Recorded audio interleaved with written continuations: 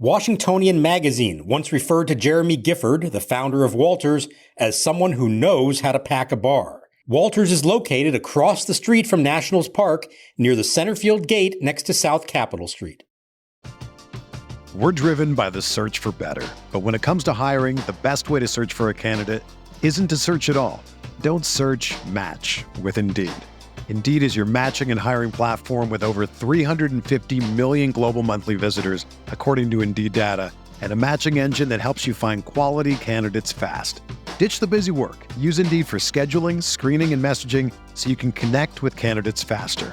Leveraging over 140 million qualifications and preferences every day, Indeed's matching engine is constantly learning from your preferences, so the more you use Indeed, the better it gets.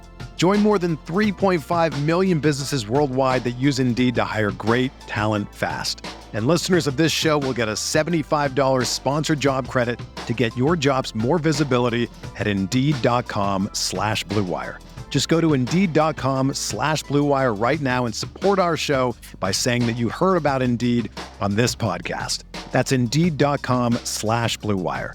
Terms and conditions apply. Need to hire? You need Indeed.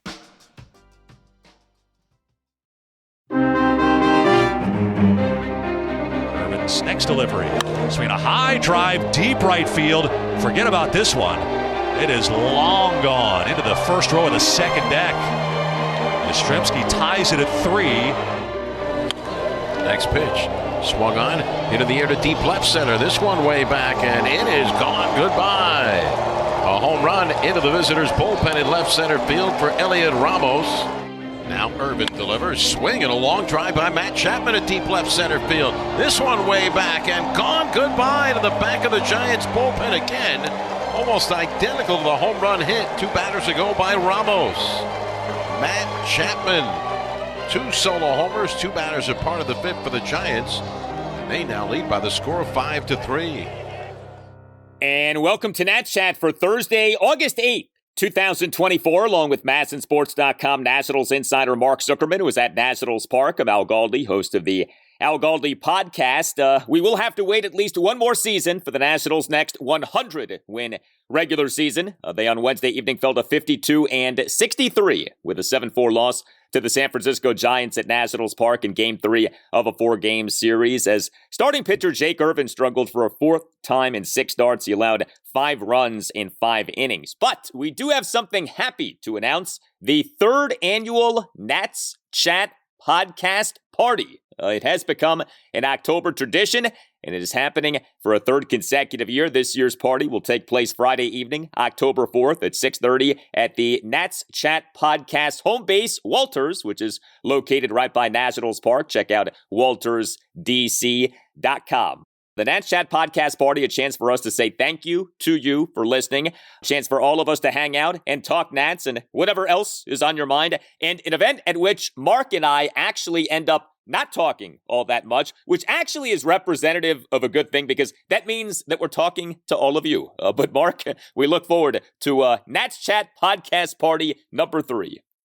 Always a highlight of the fall for me, Alan. I know for you as well. It would be nice, though, one of these years, maybe by 2025, to not be able to announce in August that we're having a party in early October, because maybe there's a chance that we might be busy still working in October. So that's obviously not going to be the case in 2024, but maybe in 2025 we can hold off on the announcement at least until September, maybe a little deeper. You never know. But if we can't be working on October 4th, it's always fun to be able to gather with all of you loyal listeners out there, get to see you in person, put some names and faces together, and for all of you to see Al and I in the same room at the same time, even if we're not actually, talking to each other very much. Well, maybe this can have like a reverse jinx effect on the Nats, whereby announcing the party in August, we make it so that the Nats make a run toward like the 3rd wild card spot in the National League. Mathematically, the Nats have not been eliminated from anything, so maybe we can get some like reverse juju going here. That would be quite the turnaround. 19-31 was impressive. 52-63 to a wild card spot would be maybe topping the 19-31, to be honest. We'll see. They're going to need to do a lot of things right, some things that they're not doing so well at the moment to win games, but you never say never is a great certain somebody once said, right? Well, the Nats making a charge toward the postseason would, in theory, include the starting pitching getting back on track. And the starting pitching has faltered lately, was so good for so much of this season. It still could end up being good this season, but lately has not been what it had been. And a guy who's become emblematic of that is Jake Irvin. You know, we talk about Mackenzie Gore and his recent struggles, no doubt. But Jake Irvin now has been not good in 4 of his last 6 starts. And he, in this game on Wednesday evening, 5 runs in 5 innings. So he gave up 8 hits, which were 3 home runs, a double and 4 singles. He issued a walk. He recorded 4 strikeouts. He threw a lot of pitches, did throw a lot of strikes, 5 innings, 94 pitches, but 62 strikes versus 32 balls. There was a lot to take in with Irvin's outing. So he, in the top of the third, allowed 2 runs on 4 consecutive 2-out singles, 3 of which were infield singles. So some bad luck for sure in that inning. But he also gave up the 3 homers. Irvin, in the top of the fourth, gave up a 1-out solo homer by Mike Yastrzemski to the second deck in right field to tie the game at 3. That homer went a projected 422 feet per Statcast. And Irvin, in the top of the fifth, gave up 2 solo homers, a 1-out solo homer by Elliot Ramos to left field on a 1-2 pitch for a 4-3 Giants lead, and a 2-out first pitch solo homer by Matt Chapman to left field for a 5-3 Giants lead. And each of those homers was 400 plus feet per Statcast. Ramos's homer, 422 feet. Chapman's homer, 415 feet. So you take a step back and you examine Jake Irvin's season. His last 6 starts, his ERA for this regular season has gone from 280 to 376. And what stands out maybe as much as anything, the home runs. Irvin, during this 6-start stretch, has given up 10 home runs, equaling the number of homers that he gave up over his first 18 starts this regular season. We've talked about the really good job that Nats pitchers have done this season of avoiding the homer. That avoidance has not been in effect here lately.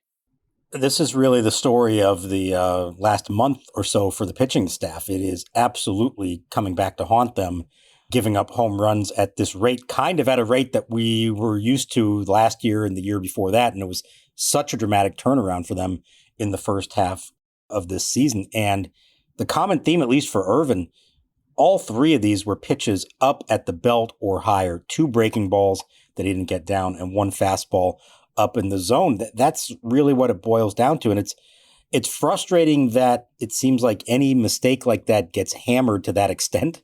You know, every once in a while, you'd like to think that it only turns into a single or double, but it does feel like they're turning into home runs right now. He was pretty frustrated by it after the fact. He said it's really a matter of execution. It's not about the pitch selection or anything else. If he makes those pitches where they're supposed to be, and he said he doesn't have to be perfect, he just needs to be better than that. That really changes the whole game. I mean, the third inning I can't put on him, really. That was 4 really lucky singles for the Giants, and you just wish they'd made one of those plays somehow to get out of it. That added to his pitch count, which probably had a domino effect on him later in the outing. But ultimately, he was responsible for all 3 home runs. They were bad pitches. He knew it. And, you know, that was the difference in the game, 3 runs. So we know how a baseball season usually goes, right? Like early in the year, pitching tends to win out over hitting, cooler temperatures, etc. And then as the season goes on, temperatures increase. It becomes more hot. It becomes more humid. And all of a sudden, the homers start to pile up. It is interesting with Nats pitching, the weather increasing in terms of temperature, humidity. That does coincide with the Nats giving up more home runs, and that does seem to be like the only major difference between now with the starting pitching struggling and previously when the starting pitching was doing well. I mean, when the starting pitching was doing well, it's not like the Nats were piling up a bunch of strikeouts. The Nats were throwing a lot of strikes, but they actually still are doing that in a lot of ways. The only real difference here does seem to be the giving up of the home runs. Yeah, I'd say the only other thing is the high pitch counts, but it's not like they're walking a ton of batters. I don't think that's really been it. Just some longer at-bats maybe that drive up the pitch count. I agree that it does coincide with the weather heating up, and that's so often a thing. But I think back to the first half, I don't feel like it was a lot of fly balls that just weren't carrying. I feel like they were getting their outs in other ways. It wasn't like, oh boy, he got lucky on that one. On a warmer day, that ball's going to leave the yard. Maybe it was a few times, but I don't feel like I remember that many instances where somebody got a hold of one and just died in the air. It does feel like better contact, not just the ball traveling farther. And, you know, as the season goes on, maybe the arm starts to fatigue and you start leaving pitches up in the zone. You know, you get a little lazy at times. Maybe you're not as dialed into every single pitch that you throw. I mean, it's the dog days of August. They call it that for a reason. It affects everybody. These guys have been pitching every 5 days, especially those who are still learning how to get through a full big league season. Maybe some of it's catching up to them, but it is pretty dramatic, the difference. And really the best quality about the Nationals pitching staff from the first half of the year, and certainly the biggest improvement from the last 2 seasons, it's kind of going by the wayside right now, and that's costing them a lot. The other thing, too, is this, and I still feel like this is a difficult thing to assess. The Nats team defense, it depends on what you look at, but some of the things that you look at do not paint a pretty picture. The Nats came into this game on Wednesday evening as one of the poor teams defensively in the majors. If you go by defensive runs saved, that third inning on Wednesday evening sort of captured that, where the Nats couldn't take these balls and play and turn them into outs. I mean, again, some just bad luck was on the Nats side, but at the same time, you'd like to think that your defense could have converted some of those opportunities into outs. And, I wonder if that is a factor in this. I know the Nats are giving up more home runs. I think that's the number one reason. But, as we sort of try to figure out, okay, what is this team defensively this season? I think you could argue at times the defense has not helped out this pitching staff. That third inning seemed to be an example of that.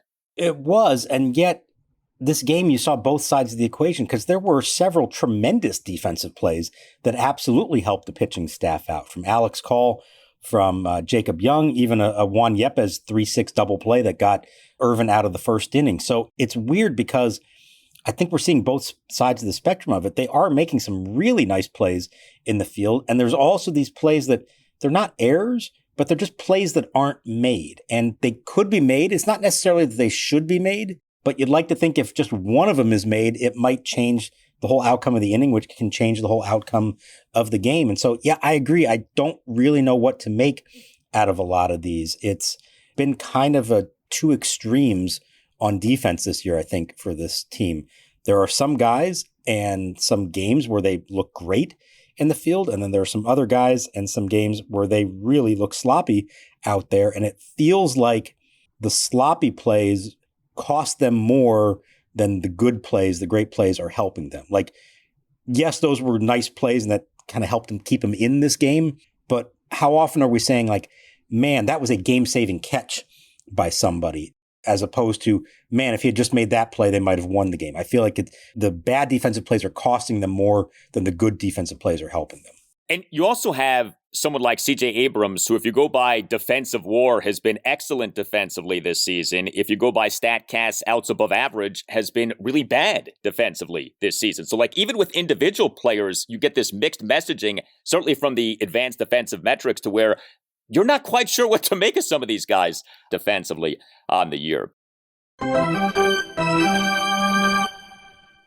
Hey guys, Al Galdi here for Window Nation. The 2024 MLB trade deadline may have passed, but that doesn't mean that there isn't still a great deal to be had. Window Nation, for listeners of the Nats Chat podcast, is offering a sensational deal. 2 free windows for every 2 windows that you buy, plus pay nothing with no interest for 2 full years, plus you get an additional $250 credit. Call 866-90Nation or visit windownation.com and tell Window Nation that you want the deal that you heard about from Al Galdi on the Nats Chat podcast. Window Nation windows are outstanding. Window Nation is the true window expert. Window Nation's professional installation teams have over 10 years of experience. Every Window Nation window undergoes a 50-point inspection before leaving the Window Nation factory. 866-90Nation or windownation.com.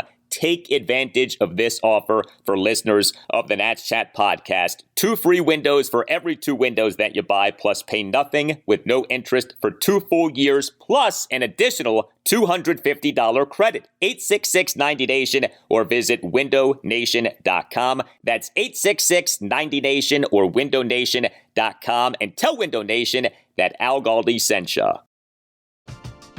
We're driven by the search for better. But when it comes to hiring, the best way to search for a candidate isn't to search at all. Don't search, match with Indeed. Indeed is your matching and hiring platform with over 350 million global monthly visitors, according to Indeed data, and a matching engine that helps you find quality candidates fast. Ditch the busy work. Use Indeed for scheduling, screening, and messaging so you can connect with candidates faster. Leveraging over 140 million qualifications and preferences every day, Indeed's matching engine is constantly learning from your preferences, so the more you use Indeed, the better it gets. Join more than 3.5 million businesses worldwide that use Indeed to hire great talent fast. And listeners of this show will get a $75 sponsored job credit to get your jobs more visibility at Indeed.com/Blue Wire. Just go to Indeed.com/Blue Wire right now and support our show by saying that you heard about Indeed on this podcast. That's Indeed.com/Blue Wire. Terms and conditions apply. Need to hire? You need Indeed.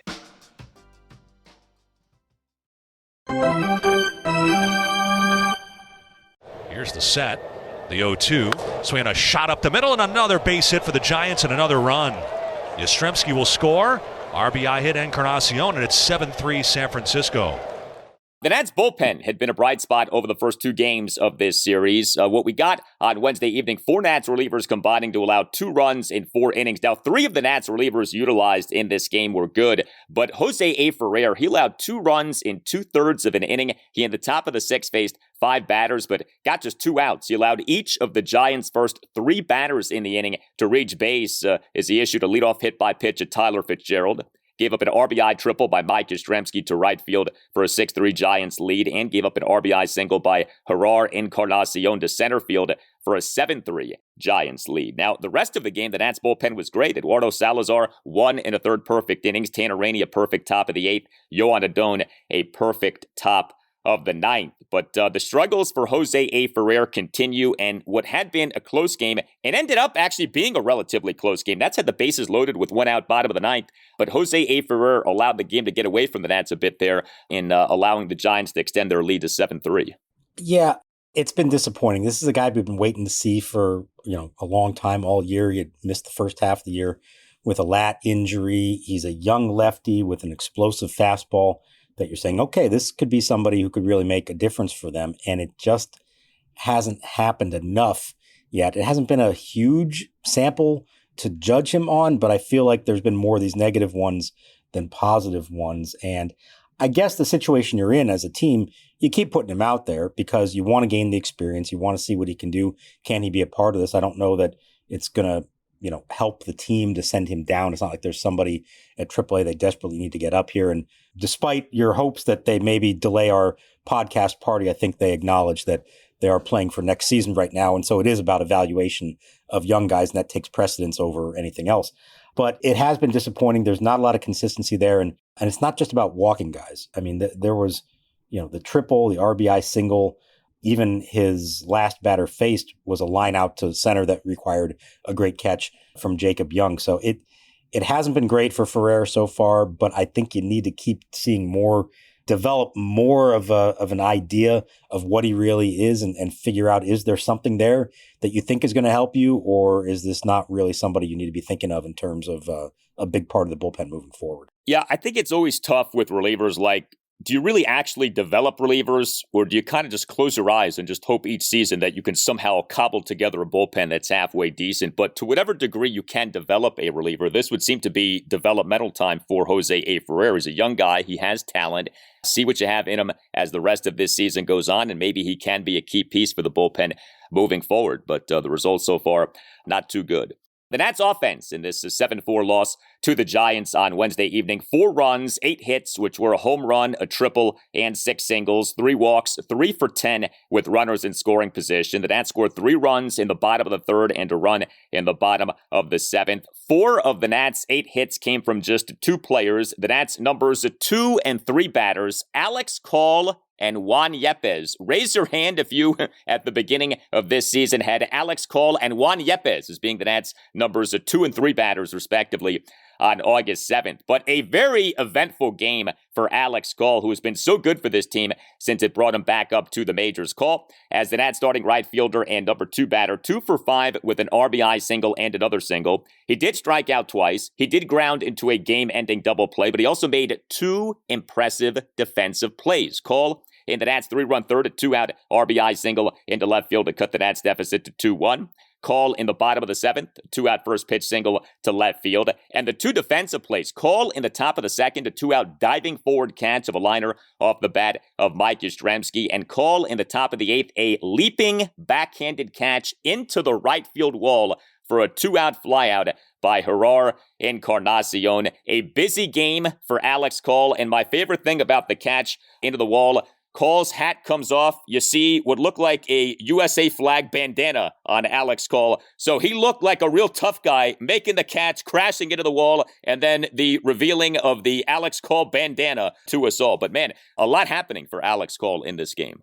It was kind of a Randy Macho Man Savage bandana, right? You know, just needed like a, ooh, yeah, after making that play. Oh, yeah! That was a tremendous catch. I mean, degree of difficulty was as high as it gets. And as he acknowledged, it's one of those you see coming and you realize, okay, I can make a play on this, but I'm going to have to sell out my body entirely if I want to go for this. And he decided to go for it, and he sold out his body, and he was banged up and sore in a lot of places afterwards. He seems to be all right. We'll see how he is on Thursday morning when he gets up. But all the credit to him. This is a guy who plays hard all the time. And, you know, it's interesting. Last year, I felt like he really, at times, maybe more so because he was playing center field, tried a little too hard and get in the way of other outfielders. There were some miscommunication issues and maybe tried to make plays that he shouldn't have.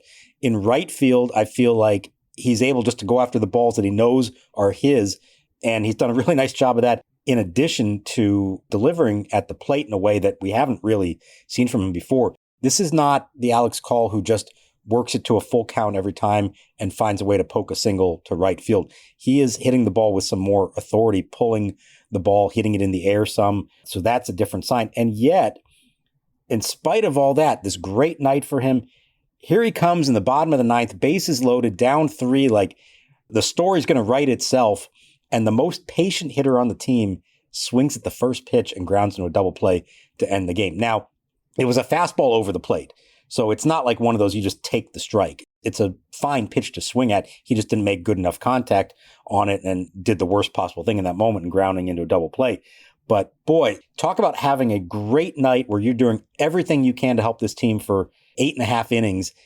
And then with the game on the line in the bottom of the 9th, you come up short like that. And that's, you know, a disappointing way to end what otherwise was a spectacular night for him. Yeah, I mean, it felt like there were, 6, 7, 8 things that you needed to talk about with Alex Call, with everything that happened for him in this game. But still, since the Nats on July 28th announced having recalled Call from AAA Rochester, 12 for 27, home run, 4 doubles, 7 singles, and 6 walks. I mean, when it comes to people like Alex Call, you're not looking for sustained excellence, but if you can get like pockets of excellence, brief surges, you'll take that. He's giving them that. Like, they're getting good production from this guy over these last few weeks. And by the way, it's interesting that you mentioned Randy Macho Man Savage.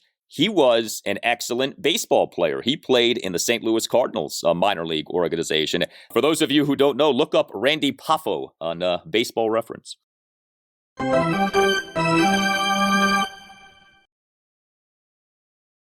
This episode is brought to you by our good friends at NFL Sunday Ticket on YouTube TV. I'm sure by now you've all gotten back into your Sunday routines, but they could be even better. With NFL Sunday Ticket and YouTube TV, you get the most live NFL games all in one place, every game, every Sunday.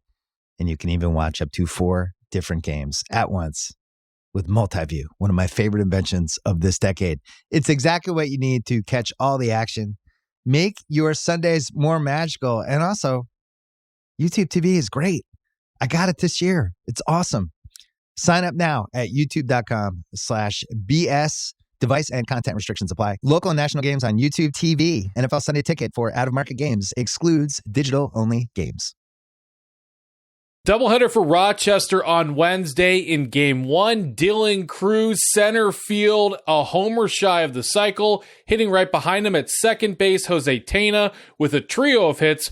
Homers for both Andres Chaparro and Joey Gallo. And in Game 2, Dylan Cruz moved to right field, had a single. Jose Tena moved over to third base, had a home run. And Andres Chaparro, just like in Game 1, went deep in Game 2. Now back to the show. The 2-1. Swing a high drive, left field, down the line, deep it goes, way back it goes, and it is gone! Juan Yepez puts one in the seats halfway up section 105, and he puts the Nationals in front 3-2.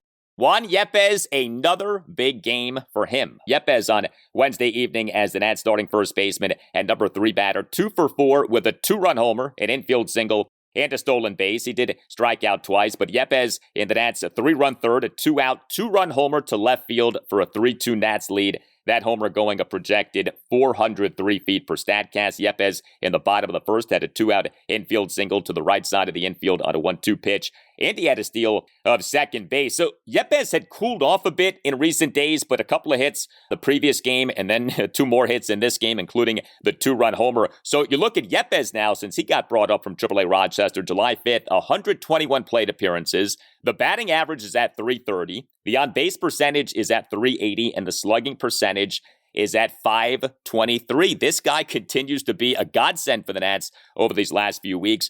This is a guy who the Nats signed to a minor league contract this past December. Man, you think about the 2 prominent minor league contracts for the Nats coming into the season. Jesse Winker and Juan Yepez. Tremendous production that the Nats got from those guys.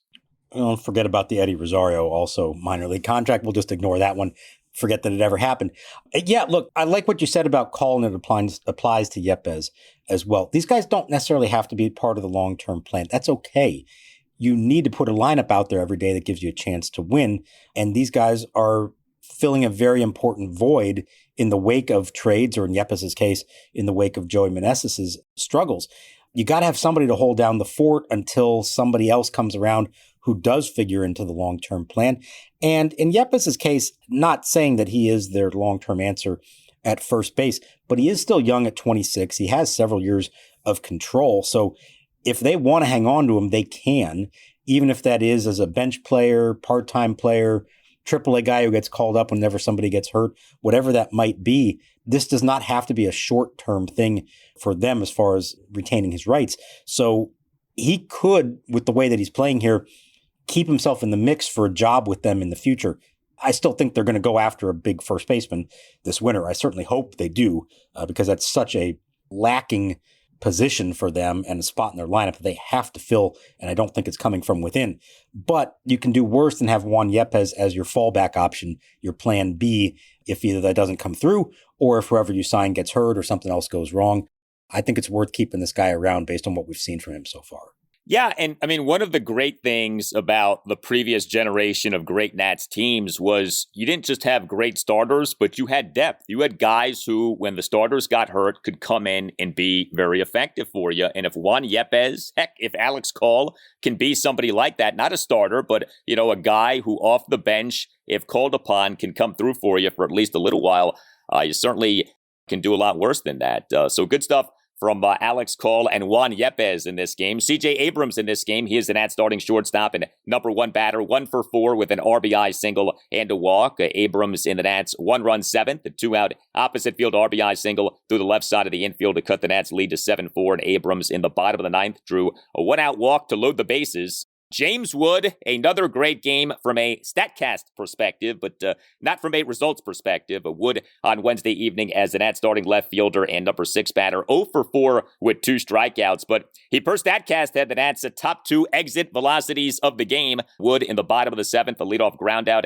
that per StatCast had an exit velocity of 110.6 miles per hour, highest exit velocity of the game. And Wood in the bottom of the 8th, a 2-out ground out that per StatCast had an exit velocity of 100.2 miles per hour. So he does continue to pound baseballs. And we had a triple from Riley Adams. He on Wednesday evening as the Nats starting catcher and number 7 batter, 1 for 3 with a triple and 2 strikeouts. Adams in the Nats 1-run 7th, a 1-out full count triple off the center field wall. We in this game had both Riley Adams and Harold Ramirez starting, 2 guys who have not been starting much lately, but they did finally get back into the lineup for this game. Keibert Ruiz had started 8 straight games behind the plate in spite of the physical beating that he's taken, and yet still came up to pinch hit for Adams in the 9th inning, gets hit by pitch on the first pitch, so he gets hurt again. And now they can't pinch run for him. It didn't cost them, but I was thinking to myself, oh man, like if all that, was it worth it just to get him up there, to have him get hit by a pitch and now be banged up? And he's actually appeared in 13 straight games, either starting or coming off the bench. The guy cannot get a day off to save his life, and I fully expect that he will be back in the lineup for Thursday's 12:05 game. Yeah, we've discussed this with K-Bird. I do feel like less would be more. I mean, does anyone on the Nats take more of a physical pounding than that guy does? He, first of all, plays catcher, which is grueling in and of itself. He seems to take an inordinate number of foul balls, getting bruised up, etc., and he gets hit by pitches. And like you said, he comes into the game and in like classic Keibert Ruiz fashion, first pitch, right? That always seems to happen. He swings at the first pitch. In this case, he gets hit by the first pitch. You couldn't like script it any more appropriately in terms of what we know about Keibert Ruiz. I think he had magnets on his right leg for that at bat. That's the only explanation for it, right? Yeah, that is wild that something like that ended up happening, but it did. And then with Harold Ramirez, so he too got pinch hit for in this game, but he finally gets back out there. Look, I know he's not like a piece for the future, but it has been kind of odd, hasn't it? How little that we've seen of Ramirez, given how well he has done for the Nats since they got him. Yeah, and they brought him on at a time when they really needed a right-handed bat, and it was going to be kind of a compliment for Winker, lefty-righty. And that was when they were still kind of hanging around 500 and thinking they were going to be in the race, and it felt like a good pickup for them. And as the team has fallen out of it, I feel like his playing time has diminished, and maybe they're not using him the same way. But basically, he's losing out playing time to Travis Blankenhorn right now. No offense to Travis Blankenhorn, but one of these guys has a track record as a big league hitter, the other doesn't. And I'll be interested to see how that plays out now as they move forward, because I feel like I get you're playing lefty-righty matchups, but I feel like, generally speaking, Ramirez is more likely to give you a professional at-bat than Blankenhorn is. So far, we're seeing Blankenhorn mostly against the righties. I guess there's another lefty starting for the Giants on Thursday, so we'll probably see Ramirez back in the lineup again, which would be good. Get him going, get him some consistent at-bats, and maybe he does produce for you. Speaking of lefty-righty matchups, I know that we have had this conversation previously, but with how well Luis Garcia Jr. has been doing, him not being the starting second baseman for this game on Wednesday evening, Ildemaro Vargas was the Nats' starting second baseman and number 5 batter. I mean, if ever there was a time to say, hey, maybe Garcia has earned the right to play against lefties, you would think that maybe this would be that time. Now, look, his recent success, I suppose you could say, is a function in part of Davey Martinez giving Garcia favorable matchups. So I think you give Davey at least some of the credit for that. But if Garcia is ever going to get better against left-handed pitching, how does that happen if he's never allowed to face left-handed pitching? Yeah, I think he had one, against Taylor Rogers, I think on Tuesday night, and struck out on 3 pitches and did not look very comfortable. So he's had a few against relievers, and it's almost like, well, here's your chance. Let's see what you can do. And inevitably it doesn't go well, but you're going to judge it on 1 or 2 tough at-bats against a lefty. I imagine in this case it's against Blake Snell, and so you're saying that's not the guy. But here's what I find interesting as far as that goes, at least as far as the lineup for this particular game went.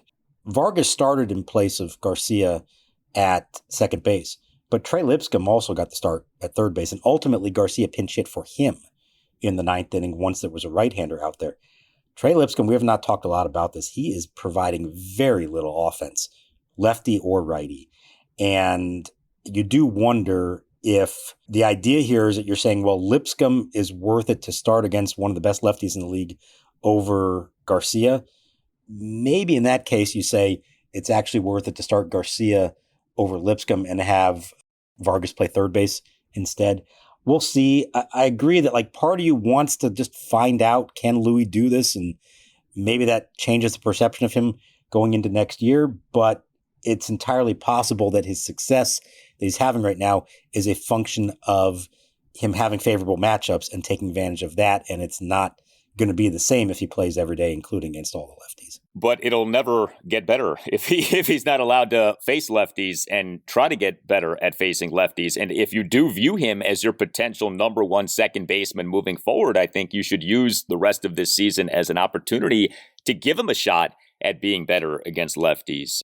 Now is the time to try this stuff out. You essentially have said, hey, this season, while we feel like we're better, we're still not where we need to be. They were big-time sellers come the trade deadline. So, okay, it's evaluation time. You're still in the midst of this rebuild.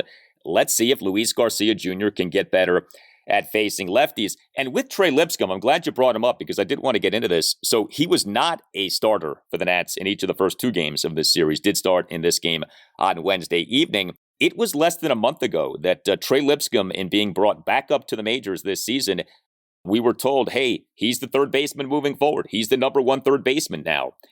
That did not last for long. Now, he has not held up his end of the bargain in terms of being productive, but, we've seen Ildemaro Vargas start every game in this series, starting third baseman, first 2 games, starting second baseman in this game on Wednesday evening. We all love Ildemaro Vargas, but, if you are trying to find out about guys, you did say that Lipscomb was going to be your third baseman for, if not the rest of this season, then for a good chunk of the rest of this season.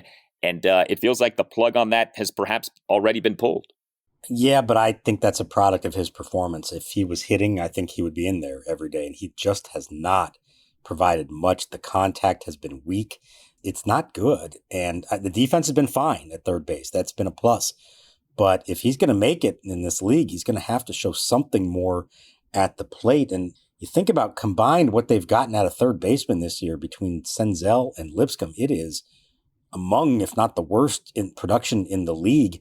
Yeah, you can keep playing him, but at some point he's got to do something to make you say, yes, he should play. And I wonder if we're headed, not there yet, but a few weeks from now, as we get towards later into August, if they want to take a look at one of these other third basemen, they have several of them now at AAA, and not necessarily Brady House, but Jose Tena, who they got in the Lane Thomas trade, Andres Chaparro, who they got in the Dylan Floro trade.